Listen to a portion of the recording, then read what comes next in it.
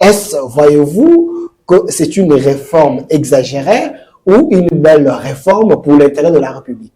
Sur le plan de principe, le fait de penser intégrer le ministre ou le chef de l'État dans le bureau du CSM serait alors là une réforme.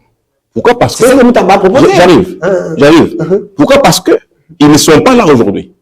Mais lorsqu'on les insère, là on parle de réforme, c'est-à-dire on amène un droit nouveau, une loi nouvelle, une pensée nouvelle. Là on est bien d'accord. Par ailleurs, est-ce, au jour d'aujourd'hui, l'insertion au bureau du chef de l'État ou du ministre constitue-t-elle un problème, une réponse à un problème? Écoutez, il faut interroger l'histoire judiciaire du pays. Nous avons dans ce pays le bureau du Conseil supérieur présidé par le ministre de la Justice à l'époque. Et nous avions crié, vous et nous ici, sur l'immixtion de l'exécutif sur le judiciaire. Parce que n'oubliez pas que tout part d'un principe. Le principe de Baron Montesquieu, séparation des pouvoirs. Vous savez, lorsque l'exécutif gère le judiciaire, le cloisonnement devient difficile. L'indépendance s'envole. C'est ce que vous pensez? Vous pensez? Non, mais parce que nous en venons. Non, mais parce que je pense. Nous avions une expérience dans ce pays. Nous avions, avant 2006, une constitution qui prévoyait que le ministre de la Justice soit président du bureau du CSM. Il a été dans ce pays. Et nous avons décrié. Pourquoi? Parce qu'aujourd'hui, il ne faut pas oublier que cette constitution qui appelle réforme, qui appelle plusieurs modifications, aujourd'hui, parce qu'il y a beaucoup de matières qu'il faut relire plus de 10 ans après, 18 ans après, a quand même aussi quelques valeurs, notamment la consolidation de l'indépendance judiciaire. Vous parlez de l'indépendance. Alors voilà pourquoi, non, je vais terminer, voilà pourquoi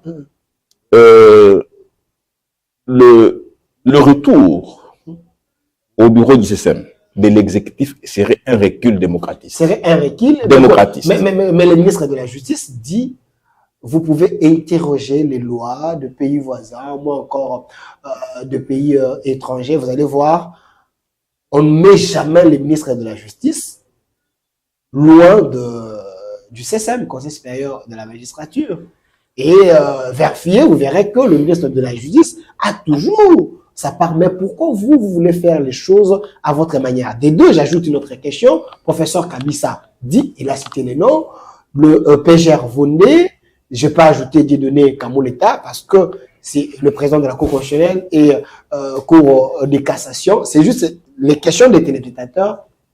Qui a les droits de les sanctionner? Il semble, le 2, c'est les électrons libres. Vous êtes professeur de droit. Aidez-nous. Non, mais merci beaucoup. Qui a le droit de sanctionner? Mais ils sont sanctionnés par les postes sanctionnateurs. Il existe des mécanismes d'arrestation d'un procureur général dans ce pays. Il en existe aussi d'arrestation d'un président de la Cour constitutionnelle. Ils ne sont pas électroniques parce que lorsqu'ils violent la loi, et ceci est constaté. Kabissa l'a dit, hein? Non, c'est constaté. Lorsque c'est constaté, ils sont obligés d'ouvrir. La loi a tout prévu. La loi a tout prévu. Mais Kabissa dit c'est pas prévu. Mais c'est parce qu'il n'a pas les... Donnez-nous des références. Il n'a pas... nos emails, s'il vous plaît. J'arrive. Il n'a pas... La loi de 2016. Pourtant, la Cour constitutionnelle prévoit le mécanisme des sanctions du président de la Cour constitutionnelle. Est-ce que cette loi est en vigueur? Je te jure. Applicable. Mais applicable. Non. La loi s'applique lorsqu'il y a un cas. Elle est là, cette loi. Mais c'est pourquoi je vous dis, je ne voudrais pas faire de débat avec les non-juristes sur les questions de droit. Parce que nous n'aurons pas... C'est une sommité. Mais sommité dans son domaine, pas dans le domaine du droit. Il est criminologue. Mais c'est pas juriste. Il est criminologue. Mais c'est pas le droit. C'est pas le droit. J'aimerais bien faire de débat de droit avec les juristes. Les grands frères est criminologue. J'ai beaucoup de respect pour ces techniques criminelles. Hein. Là, je suis dans le judiciaire pur. Et je reste très, je veux dire, rigoureux.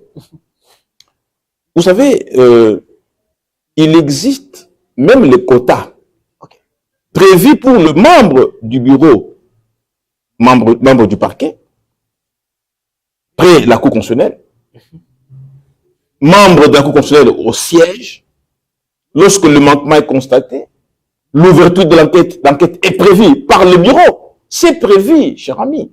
Il n'existe pas d'électron libre. Voilà pourquoi la loi de 2016 sur le fonctionnement de la Cour constitutionnelle a prévu ces sanctions.